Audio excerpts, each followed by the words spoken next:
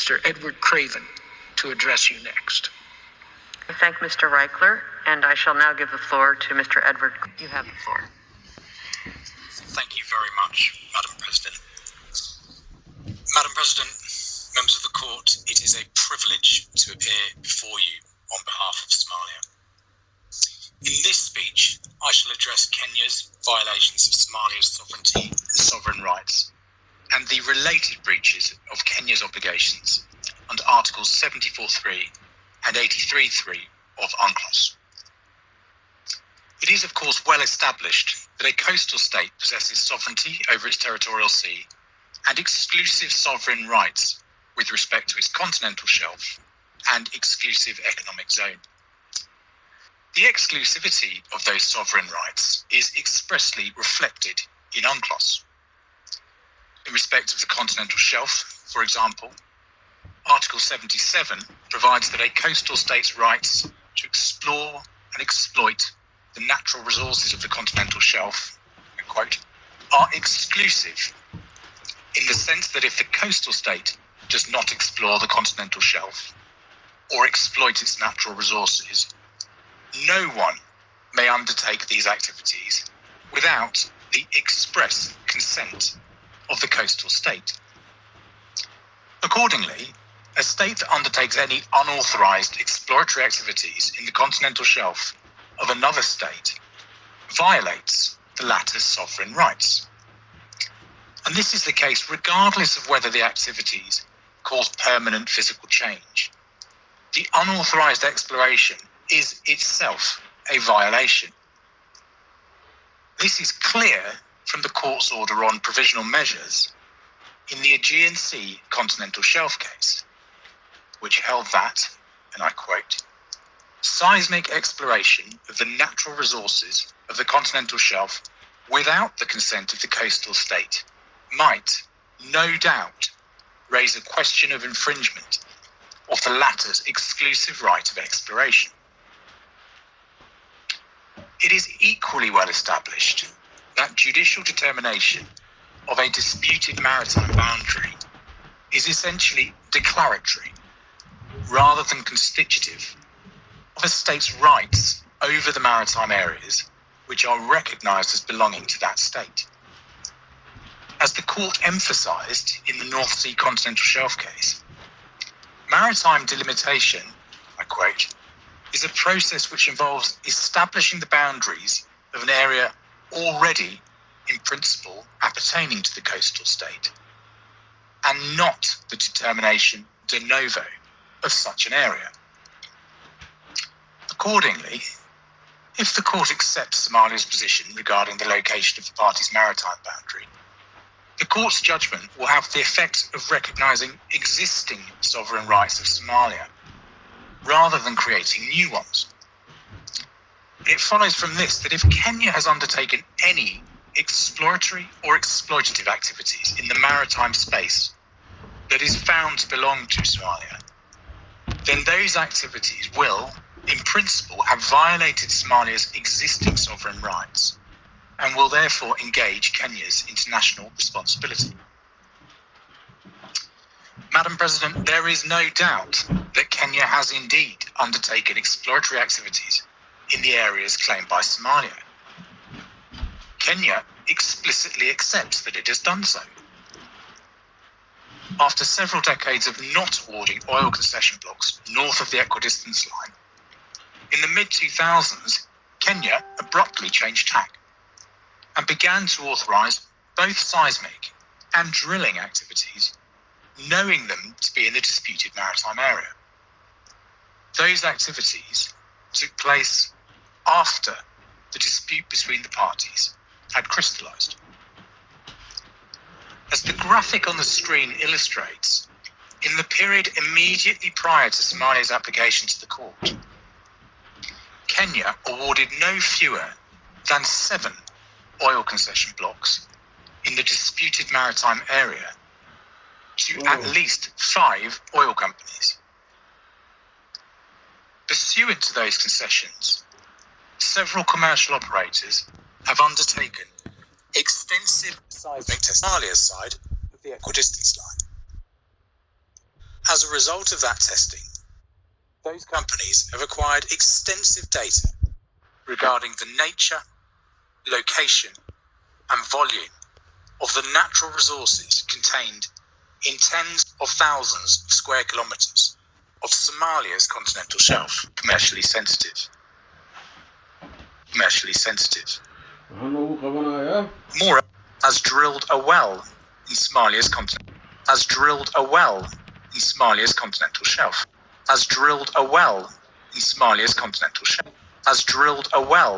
He built the Palumbo 1 deep water well in Block L5 on Somalia. The Palumbo 1 deep water well in Block L5. Somalia did not consent to any of those testing. Somalia did not consent to any of those testing, and emphatic protests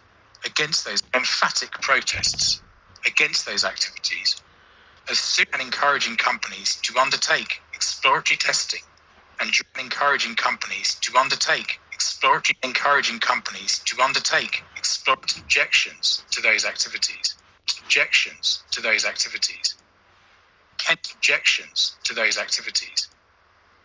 To unlawfully interfering with Somalia's sovereign rights.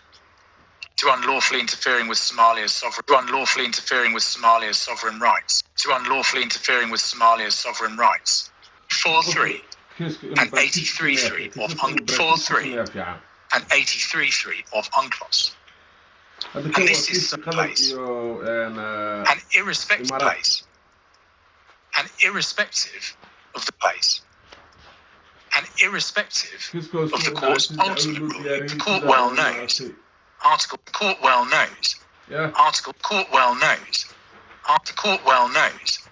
Article 83.3 in cooperation shall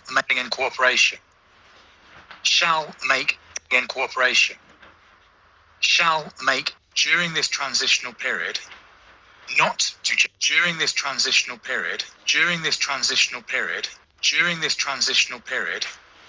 not 74.3 of course contains Madeira. 74.3 of course contains D'Ivoire. The ITLOS special chamber stressed that the obligation not to jeopardize D'Ivoire. The ITLOS special chamber stressed that the obligation D'Ivoire. The ITLOS special chamber an obligation of conduct. An obligation of conduct. An obligation of conduct. One which end of quote. And I quote again to make end of quote. And I quote again. In light of this, the question of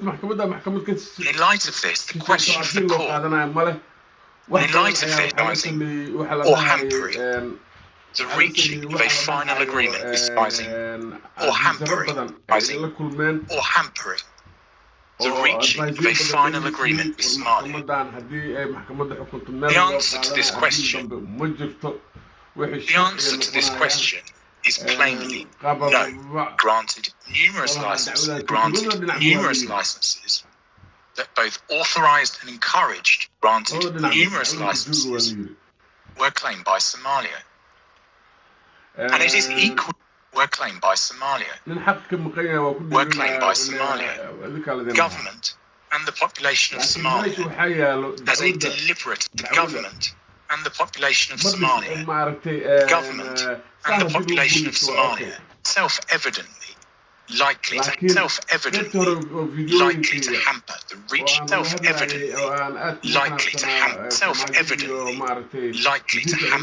reaching attendant reports attest to the detrimental impact. In its 2013 report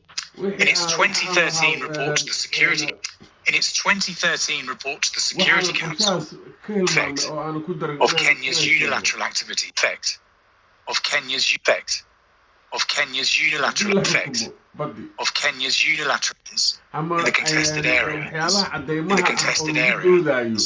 in the contested area had led had led direct good, and I quote, served to create further animosity, good, and I quote, served to create further animosity between the good, and I quote, serve to create further that have already been sharpened by political disagreement. That have already been sharpened by political disagreement. That have already been sharpened by political disagreements. Exacerbating tensions are inimical. Exacerbating tensions are inimical.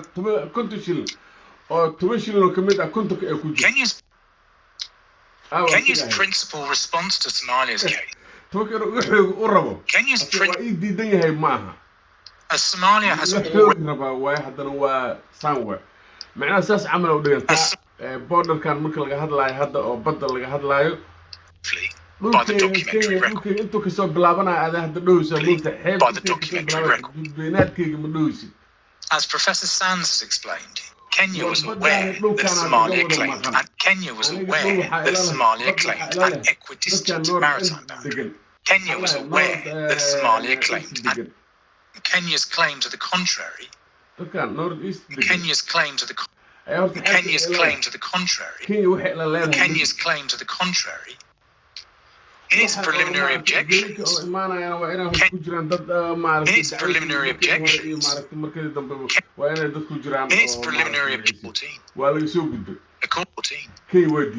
According to Kenya.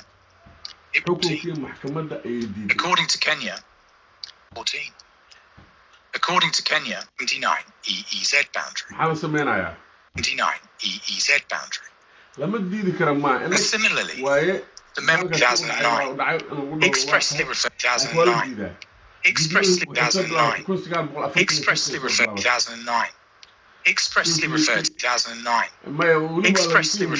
on disputed areas.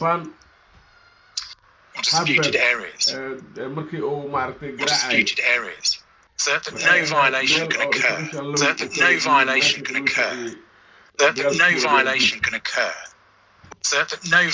can occur. Where the act Article 77 of UNCLOS prohibits all. Article 77 of UNCLOS prohibits all. No distinction between unauthorized activities of a permanent or transitory character. Interference. And particularly where it results, as here, in the permanent interference. And particularly where it results in Somalia's maritime resources. Secondly, in Somalia's maritime resources. 43 and 83, 43 and 83, 43 and 83, 43 and 83 can only be violated. Mandate in the language of those articles for such an mandate in the language of those articles for such an mandate in the language of those articles for supply is whether Kenya has made bar. Is whether Kenya has made in the context of the existing dispute in the context of and to permit and encourage the carrying out of and to permit and encourage the carrying out acting standard.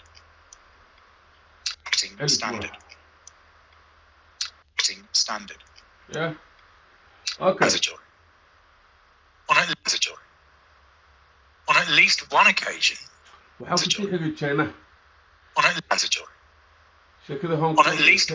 Kenya's approach to the law. The stand on Kenya's approach to the law. Madam President, the consequences of Kenya's unlawful acts are straightforward. To cease its wrongful acts. So as to respect Somalia's sovereignty. To cease its wrongful acts. To award any oil concessions north of the equator. To award any oil concessions. North of the equidistance line. Although Somalia waxaa la qaadaya international Although action. Somalia, neighbourliness, which Somalia hopes will characterise the party's future relationship. Hadda international Neighbourliness, action which Somalia hopes will characterise neighbourliness, which Somalia meeshii possible ee meesha suurtagal ay ka instead tahay Somalia baa instead maaragtay Somalia international action Instead, lagu qaadaa. the existence of Somalia's rights, Calaa ay the xaal existence of Somalia's rights, the existence of dacwadan Somalia, haddii the ay existence aweyso of Somalia. Third, xuduudka badda and iyo third, dhulka waa la to israacsiinaya. order that Kenya shall Hadda cease falaare her uu sameeyey ninkii ka horreeyey And third, jaadka uu soo bandhigay ma jeedeen oo measures Tanzania that violate the sovereignty or measures waddankeeda wuxuu that violate the leeyahay sovereignty magaciisa measures sawir in laga that qaado violate the waaye oo measures mustaqbalka that violate the measures ugu doodo that Tanzania violate the ahaan lagu sovereignty doodo or oo sovereign haddii poorest kiis meeshaas countries, ay wax ka dhacaan igad poorest ayaan countries, maaragtay East Africa ahaan poorest countries, jirtaas sida aan ku poorest geli kartid countries. way ka dhacaya waa la ogyahay. Following years of civil conflict Yeah. and humanitarian Xeebaha valuable waxaa ah assets, xataa kalluunka maaragtay valuable sida hilibka uu assets, soconayo uu Valuable assets. marba meel uga sikana xumbada mar intay ku brought this case before the court, brought this case before the court, in order to obtain vindication, brought this case before the court, in order to obtain development and to the future development, marba marka waa and to the future xilliga hore and to the future xagaagii hore development, ama gugii hore and ama to the beertii future hore ama security jiilaalkii hore of Mali's sida ay people, ku mareen waddada and in accordance with Mali's iyo people, jidka ay mareen and in accordance xilligan with inay marnaan Mali's laga yaabaa people, xoogaa yar ee dhinaca and in accordance ama with dhinaca established macnaha Mali's sida webi people, camal maa webiga mar and in walba accordance with Mali's people, meeshiisa unbuu maraa moogta Mali's ilaa people. wax ka xaniba ay imaadaan Thank you all very much. wax laga Thank you all jiiday, very laga much jiiday iyo for your waxaas kind attention. okay Thank you all very much for your kind attention. Concludes Somalia's presentation. Concludes Somalia's presentation today. Concludes Somalia's presentation today. Concludes Somalia's presentation. Of Somalia's oral arguments. Of Somalia's oral arguments. Of Somalia's oral arguments. I wish to recall, as mentioned, of Somalia's oral arguments, response from Somalia, that response from Somalia, that present the possibility that the oral proceedings will response from Somalia. Facebooka Once the court has taken a decision, once the court has taken a decision, once the court has taken a decision, once the court has taken Somalia of its final submissions, Somalia of its final submissions, Somalia of its final submissions. bye bye